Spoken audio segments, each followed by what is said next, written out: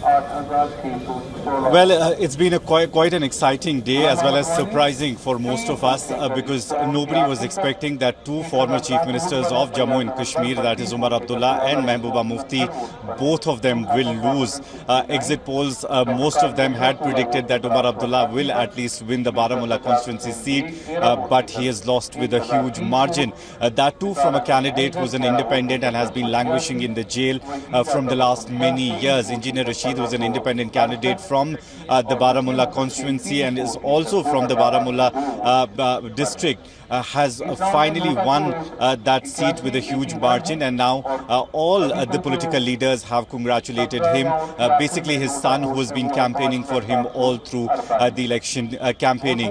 On the other side, if we talk about South Kashmir's seat, Mia Altaf from the National Conference has also won on that seat with a huge margin, giving defeat to former Chief Minister of Jammu and Kashmir, Mehbooba Mufti. So it's come as a big shock for the people of Jammu and Kashmir, as well as the political leadership, that they were not expecting at least these political leaders to lose. But seems like the first election that has taken place after the abrogation of Article 370, the mindset of people with regard to election has completely changed, and the issues related to elections have also somehow changed. Although the candidate who's from the National Conference and just won from the Srinagar constituency has also tweeted just a while ago and said the election is basically it's his win because he's going to take the issue of Article 370 again back to the Parliament of India.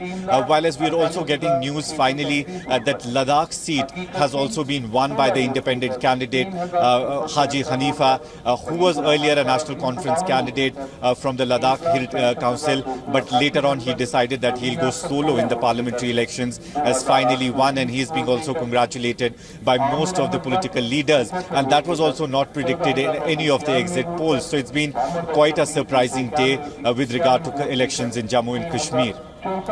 It is just really significant, the fact that, you know, we have these mainstream parties in the valley, but you have independents winning instead. So what does this say about the future of these parties in the valley?